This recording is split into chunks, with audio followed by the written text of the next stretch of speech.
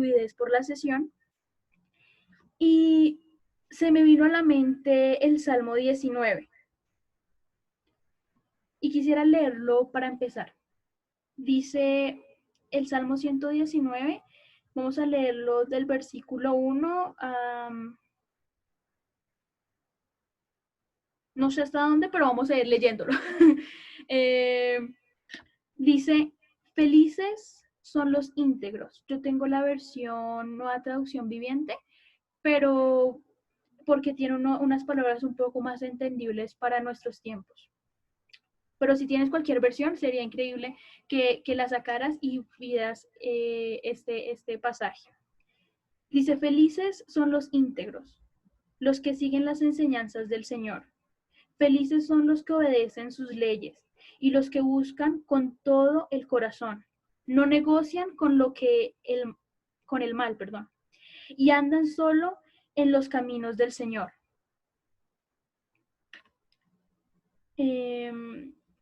Nos has ordenado que cumplamos cuidadosamente tus mandamientos. Oh, cuánto deseo que mis acciones sean un vivo reflejo de tus decretos. Entonces no tendré de qué avergonzarme. Cuando comparé mi vida con tus mandamientos, a medida que aprendo tus justas ordenanzas, te daré las gracias viviendo como debo hacerlo. Obedeceré tus decretos. Por favor, no te des por vencido conmigo. ¿Cómo puede un joven mantenerse puro? Obedeciendo tu palabra. Me fortaleceré tanto en conocerte. No me permitas que me aleje de tus mandamientos. He guardado tu palabra en mi corazón para no pecar contra ti. Te alabo, oh Dios, enséñame tus decretos. Recite en alta voz todas tus ordenanzas. Me alegraré en tus leyes, tanto como en las riquezas. Estudiaré tus mandamientos y reflexionaré sobre tus caminos. Me deleitaré en tus decretos y no olvidaré tu palabra.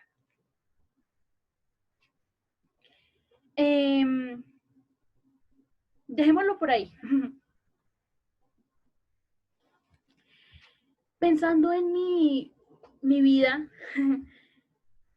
sí, yo estuve en la escuela dominical, sí, yo leí las historias y habían algunos profes muy chéveres que hacían unas actividades muy interesantes. Y habían palabras que de pronto sí se quedaban más semanas en mi corazón o en mi mente, porque había que memorizar, porque había que ganarse los premios, porque uno quería que le dieran las 11. Y eso era muy chévere. Pero conforme uno va creciendo, se va dando cuenta que si no bajamos esto a nuestro corazón, en vano es.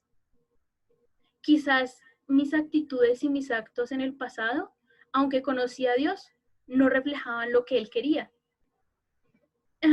Fue hasta ya muy grande que realmente sentí ese deseo y ese fervor por conocerle. Y fui al instituto y aprendí y me di cuenta, uy, no, qué pena, yo no sé nada. Yo en las clases me sentía muy fuera de onda. Y eso, dizque era cristiana, dizque era hija de pronto de pastores, había estado en el ministerio. Decían que yo tenía una ventaja tremenda, que tenía una vida de muchas experiencias increíbles.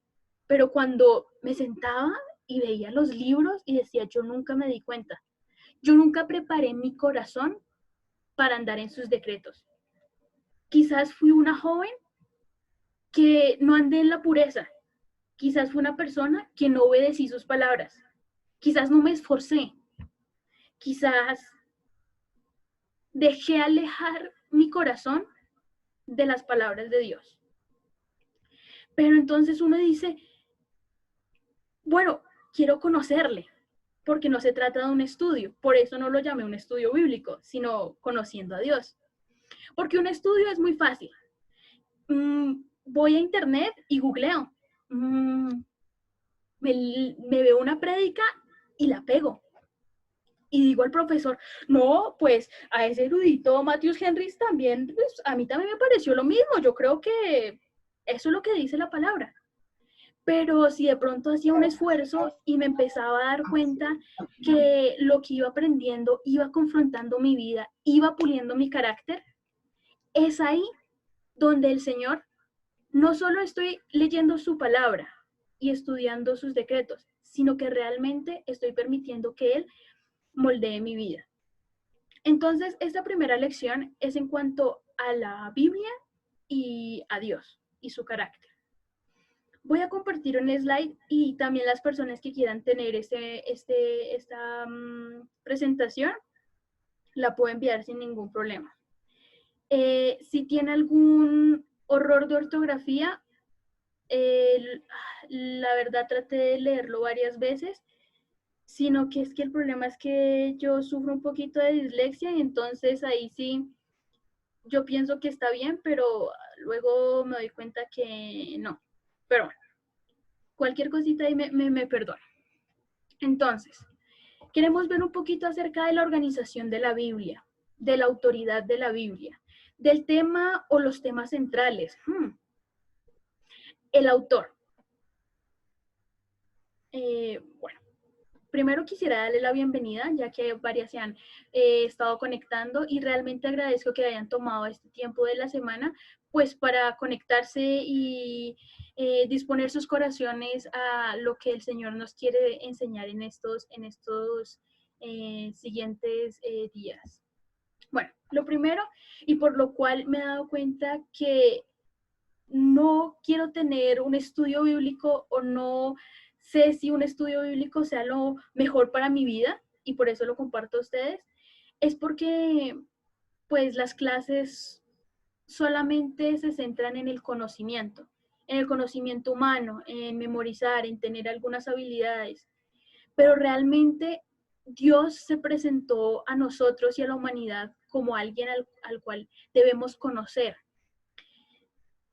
Y bueno, yo no sé, a mí al principio cuando yo conozco a alguien, a mí me da pena. Yo no sé cómo hablarle. Yo le pregunto el nombre, pero estoy segura que se me va a olvidar. Entonces, pues, no quiero que se me olvide. Entonces, se lo pregunto, se lo vuelvo y se lo pregunto. Luego, cuando voy a hablar con esa persona, si se me olvida, entonces yo empiezo como, ay, venga, ¿cómo es que se llama? Y así sucesivamente. Pero luego con el tiempo nos empezamos a dar cuenta de los gustos de la persona. Nos empezamos a dar cuenta cómo piensa esa persona, qué planes le gusta a esa persona. Y eso es lo que quiere Dios en nuestras vidas. No quiere que simplemente venga y leamos a ver qué nos dice Dios, sino realmente es como conocerlo. Es como, pues a nuestro modo de ver colombiano sería sentarnos a tomarnos un tintico con Dios. Y bueno, a las que no les gusta un tintico, bueno, un jugo, una limonada, bueno, si somos más de comer, entonces un ponquecito, una torta. Es disponer ese tiempo. Y el profeta Jeremías en la Biblia nos dice, si alguien quiere sentirse orgulloso, si alguien quiere sentirse orgulloso de mí, pues que me obedezca. Y no lo deja así, porque sería terrible. ¿Cómo obedecer a alguien que no conozco y no entiendo y me frustro? Sino que dice, yo quiero que me conozcan, quiero que vean cómo yo actúo en la tierra, porque actúo con amor y amo la justicia y la rectitud. Lo parafraseé, por eso lo puse ahí para que podamos ver el texto como tal. Por eso nuestro objetivo es conocer a Dios. Pero vamos a ver un poquito acerca de la Biblia. La Biblia algunas personas lo han puesto como una compilación de libros, como una gran biblioteca en la cual Dios se ha expresado y nos ha dado muchísimas enseñanzas. Yo quisiera verlo como una saga de libros o como la mejor serie, no de Netflix, sino la mejor serie celestial que nos ha revelado, que tiene temporada tras temporada, que después del primer capítulo no podemos dejar de verlo. Y se divide de esta manera. Está el Pentateuco, va desde Génesis, pasando, no sé si lo ven ahí completico. A ver, eso, sí, Génesis, Éxodo, Levítico, Número y Deuteronomios. Eso se llama el Pentateuco. Eso fue escrito posiblemente por Moisés y nos habla desde la creación hasta que el pueblo de Israel se conforma como una nación. Hay libros históricos. Tenemos a Josué, tenemos los relatos de los jueces, tenemos la historia de Ruth, increíble, una mujer de Dios. Tenemos primera y segunda de Samuel, primera y segunda de Reyes y primera y segunda de Crónicas, donde nos cuenta y nos narra cómo fue ese reinado, cómo fue ese tiempo de Israel como nación. Luego tenemos los relatos de Esdras, de Nehemías, cuando ellos van al exilio, pero todo esto lo vamos a ir viendo a través de las siguientes sesiones. También tenemos la historia de Esther, una mujer que quedó en una colonia en el exilio, porque no todos regresaron. Y Dios magnífico, nos revela tanto cosas históricas como sus proezas y cómo ha ido actuando a través de los tiempos. Tenemos libros poéticos. Yo no soy muy buena con la poesía, pero a las que les gusta la poesía, esta narrativa es increíble. Estas palabras, esta forma en la que se expresan, muestran mucho sentimiento. Y ese es el sentimiento que leímos ahorita en los Salmos. Tenemos a Job, Proverbios, Eclesiastés, Cantar de los Cantares. Tenemos los libros proféticos. Tenemos profetas mayores y profetas menores. Bueno, yo al principio pensaba que los profetas mayores eran pues mayores en edad que los profetas menores, pero nada que ver. El hecho es que los profetas mayores tienen una mayor revelación, es decir, tienen mucha más profecía en sus libros, pero las dos profecías, tanto de los profetas mayores como profetas menores, tienen exactamente la misma importancia, solamente que algunos tienen más profecía que otros. Luego tenemos los evangelios. Algunos piensan que en vez de llamar los evangelios a los libros de Mateo, Lucas, Marcos y Juan, debería ser la vida de Cristo, porque estos 4 hombres narran el tiempo de el Señor Jesucristo aquí en la tierra. Y no solamente su tiempo aquí, sino también su obra en la cruz, su vida, su muerte, su resurrección y su futura ascensión. Pero también tenemos un libro histórico. Y esto es porque Lucas era un señor muy aplicado, él era un doctor de la época, era un señor con seguramente muy meticuloso. Y después de haber escrito el libro donde narra la vida del Señor Jesucristo, piensa, vamos a mostrarles qué fue lo que pasó históricamente después de que el Señor Jesucristo sube al cielo. Y ahí es donde nos vamos a dar cuenta que viene la institución de la iglesia y que empiezan a escribir cartas. Por eso los siguientes libros las llamamos epístolas o cartas. Hay cartas que son generales, hay cartas que son más hacia personas que cuidan de otras en la iglesia o cartas pastorales, hay cartas universales. Entonces, en esos tenemos a Romanos, a Primera y Segunda de Corintios, Gálatas, Efesios, Filipenses, Colosenses, Primera y Segunda de Tesalonicenses, Primera y Segunda de Timoteo, Tito, Filemón, Hebreo, Santiago, 1 y 2 de Pedro, 1, 2 y 3 de Juan, y tenemos el libro profético del Nuevo Testamento, que en este caso sería Apocalipsis, escrito por Juan. Entonces, esta compilación de 66 libros es lo que hoy llamamos la palabra de Dios o la Biblia. El tema central, sin duda, sin lugar a duda, les puedo asegurar que es el Señor Jesucristo. La Biblia fue escrita aproximadamente por 40 hombres distintos, a través de 1600 años. Tiene más de 500 historias y más de 3000 personajes.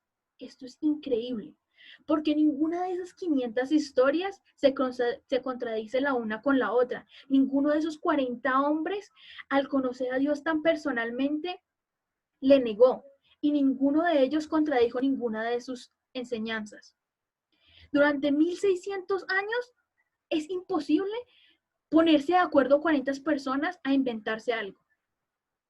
Y mucho más imposible que después de más de 2000 años, la palabra de Dios esté hoy en nuestras manos. Solo es un milagro, es un regalo. Y es lo que el Señor ha permitido que hoy podamos tener en nuestras manos. Bueno, quisiera leer también Isaías 43, 10 y Isaías 45, 20 al 22. Dice, pero tú eres mi testigo, oh Israel, dice el Señor, tú eres mi siervo, tú has sido escogido para conocerme, para creer en mí y para comprender que solo yo soy Dios. No hay otro Dios, nunca hubo y nunca habrá.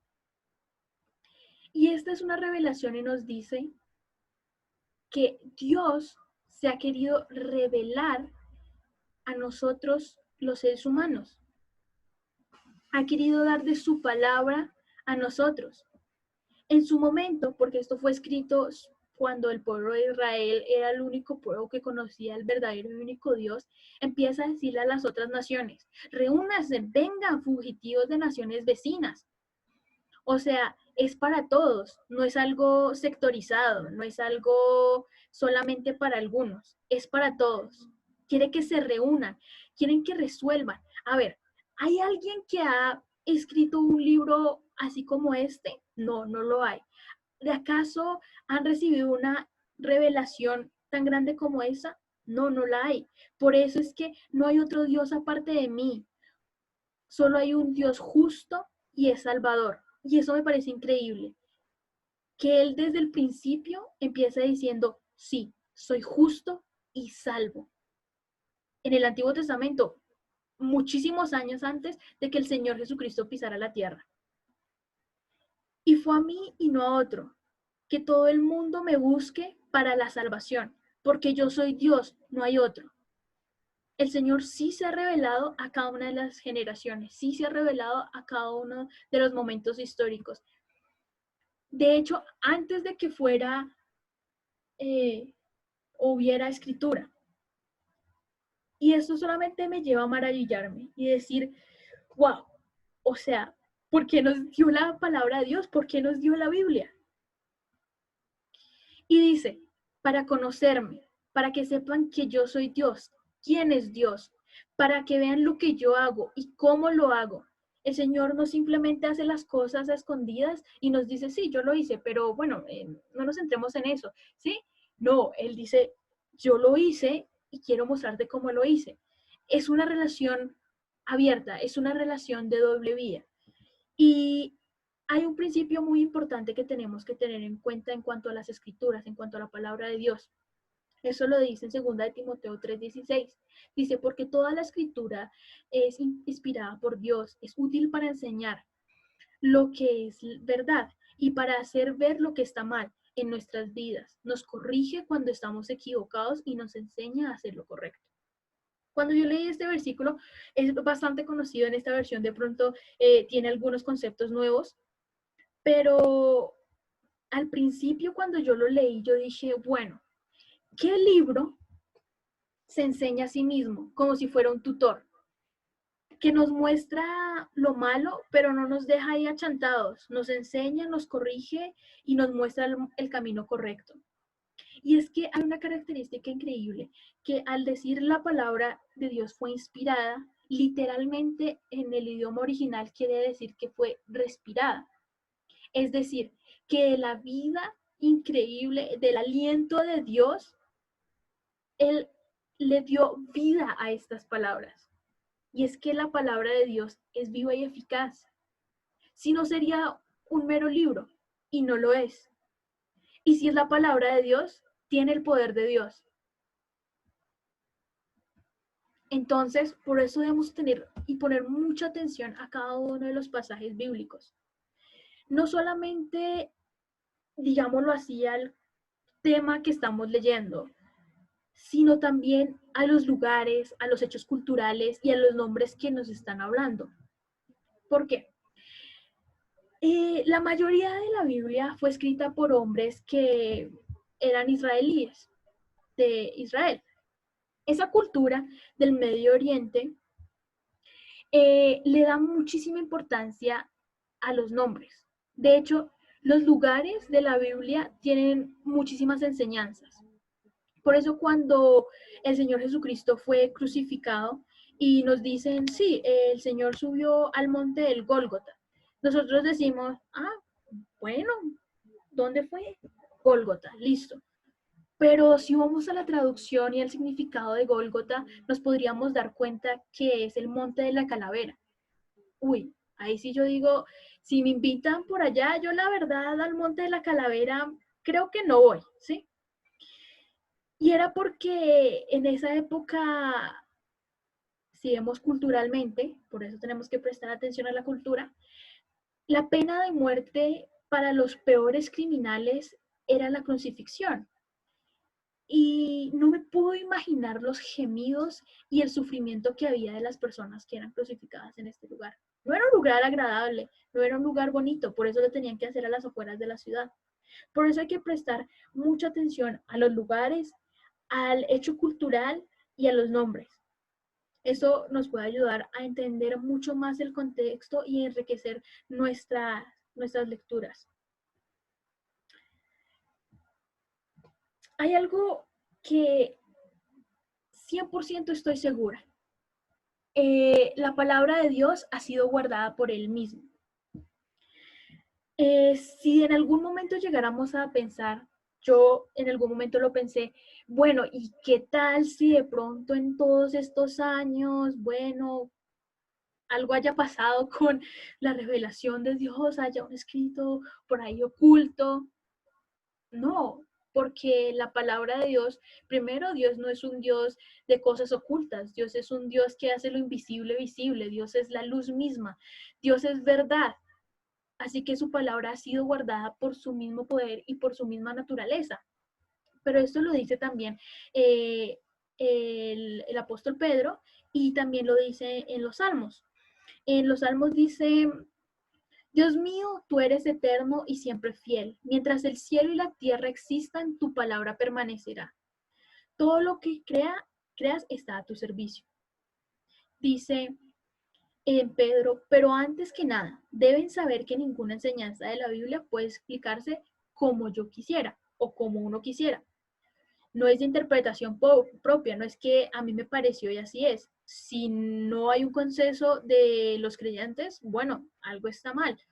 Ningún profeta que ha escrito lo hizo por su propia cuenta, porque le pareció o porque quiso, sino que realmente ha sido guiado, dice. Al contrario, todos ellos hablaron por parte de Dios y fueron guiados por el Espíritu Santo, Dios mismo.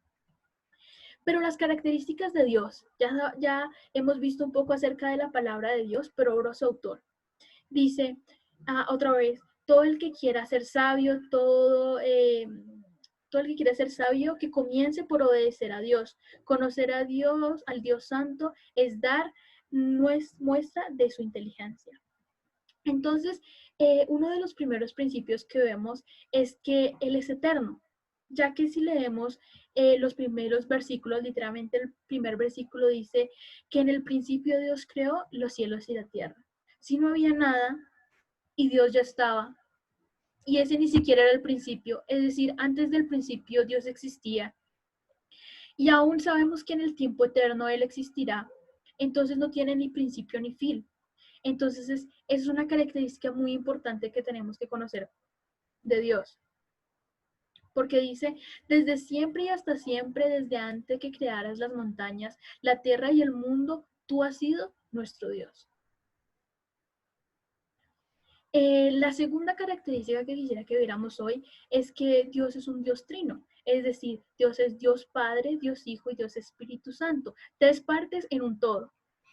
En el original, cuando habla que vamos a crear al hombre, dice la palabra de Dios en hebreo es Elohim, y Elohim tiene una terminación plural. Por eso la traducen como hagamos a los seres vivos a nuestra imagen. No dice haré yo al hombre a mi imagen, sino que dice haremos. Por eso sabemos que tanto Dios Padre, Dios Hijo y Dios Espíritu Santo, los tres son Dios. Y ellos componen a Dios, son Dios. Entonces, Por eso también en Mateo vemos que a la hora de que los dice a los discípulos, bueno, ahora compartan las buenas nuevas en todos los países de la tierra y bautícenlos en el nombre del Padre, del Hijo y del Espíritu Santo. Hemos visto antes que Dios, no hay otro Dios y solo hay uno, pero Dios es Dios Padre, Dios Hijo y Dios Espíritu Santo. Alguna vez en escuela dominical y en devocionales, mi mamá me explicaba por qué yo no entendía y de hecho aún no logro completamente entender este misterio y mucho menos explicarlo, pero si pudiéramos explicarlo de alguna manera, sería como un huevo. El huevo se compone por la cáscara de huevo, la clara y la yema, pero todo es un huevo, no decimos, los componentes del huevo, ¿me pasas uno, por favor? No, es un huevo. Y si no tuviera la cáscara y si no tuviera la clara y si no tuviera la yema, pues no es un huevo. Entonces, aunque las tres cosas las podemos identificar de manera separada, son una sola cosa. De la misma forma es Dios. Así como podemos identificar al Padre, al Hijo y al Espíritu Santo, pero todos componen a Dios. La tercera cosa que quisiera hablar, después de haber hablado de, digamos que es un Dios trino, es que Dios es un Dios incomprensible. Y tendría que serlo, porque si lo entendiéramos todo, pues, ¿dónde está la capacidad increíble de Dios? Y es autosuficiente. Entonces en Isaías 40:28 dice, ¿acaso nunca han oído? Es retórica. ¿Nunca han entendido? El Señor es Dios eterno. Él es el creador de toda la tierra. Él nunca se debilita ni se cansa. Nadie puede medir la profundidad de su entendimiento. Dice, mis pensamientos, hablando Dios mismo de él, mis pensamientos no se parecen en nada a los suyos, dice el Señor, y mis caminos están muy por encima de lo que ustedes pudieran imaginarse. Y a mí eso me reconforta, porque si el Señor pensara como yo y caminara como yo, diría, no hay salvación. Pero si me doy cuenta que es algo completamente sublime, me da esperanza. Este pasaje también es relacionado con el concepto anterior. Dice, ¿quién ha sostenido los océanos en su mano? ¿Quién ha medido los cielos con sus dedos? ¿Quién sabe cuánto pesa la tierra o ha pesado los montes y las colinas en una balanza? ¿Quién puede dar consejos al Espíritu de Dios? ¿Quién sabe lo suficiente para aconsejar o instruirlo? ¿Acaso el Señor alguna vez ha necesitado el consejo de alguien? ¿Necesita que se instruya sobre lo bueno? ¿Le enseñó a alguien al Señor qué es lo correcto o le mostró la senda de la justicia? Y la respuesta es no, porque Él lo sabe todo, porque Él es suficiente, porque Él es Dios. Dios lo conoce todo y podemos verlo como que, bueno, así lo dice el salmista, aún antes de que llegue mi palabra a mi boca, tú ya sabes lo que está en mi mente. Todavía no he dicho nada y tú ya sabes lo que diré. Y lo increíble es que si Él nos permite tener salvación, ser perdonados, aún sabiendo lo que hay en mi mente y sabiendo cuánto yo le he fallado, me muestra que su amor es tan grande como Él mismo se describe, tan, su conocimiento es tan profundamente grande como su amor. Dice, que es grande es la riqueza, la sabiduría y el conocimiento de Dios. Es realmente imposible para nosotros entender sus decisiones y sus caminos. Pues ¿quién puede conocer los pensamientos de Dios? ¿Quién sabe lo suficiente para aconsejarlo? ¿Y quién ha entregado tanto para que tenga que devolvérselo? Pues todas las cosas que provienen de Él y existen por su poder y son para su gloria. A Él sea toda la gloria para siempre. Amén. El Espíritu de Dios nos muestra que al ser Espíritu está en todo lugar, es omnipresente. Por eso, para apoyar que Dios es Espíritu, podemos ver Juan 4:24, donde dice, pues Dios es espíritu y todos los que le adoran deben ser en espíritu y verdad. Pero también para saber que Él lo llena todo, dice, ¿yo soy acaso un Dios de cerca? Dice el Señor. No, al mismo tiempo estoy lejos. Es decir, el Señor está en todo lugar. ¿Hay algún lugar en el que pueda esconderme? ¿Hay algún lugar secreto para mí? ¿Acaso no estoy en todas las partes, en el cielo y en la tierra? Dice el Señor. Dios es único y es soberano. Y eso lo podemos ver tanto en Jeremías, en Isaías y en Salmos. Son tres personas totalmente distintas que lo más seguro es que no se conocieron, pero afirman esto del Señor. No hay nadie como tú, Señor. Tú eres magnífico y tu nombre es grande y poderoso. Dice, yo soy el Señor, no hay ningún otro, no hay ningún otro. Yo soy el único Dios que existe. Te he fortalecido aunque tú no me conoces. Acuérdense de los hechos del pasado que sucedieron hace mucho tiempo porque yo soy Dios y aún existe y no existe ningún otro. Yo soy Dios y no hay nadie como yo. Entonces aprenderán que solo tú te llamas el Señor, que solo tú eres el Altísimo, supremo sobre toda la tierra. Dios quiere que le conozcamos. Y después de ver lo magnífico y estar viendo al Señor en su grandeza, nos dice lo siguiente. Lo que se conoce sobre Dios, ellos lo saben muy bien porque Dios mismo se lo ha mostrado. Y esto es un regalo. Él mismo se ha mostrado hacia nosotros. Porque porque lo que es invisible, o sea, los poderes eternos y todo lo que no comprendemos y todo aquello que hace serlo Dios, se hace claramente visible desde la creación del mundo.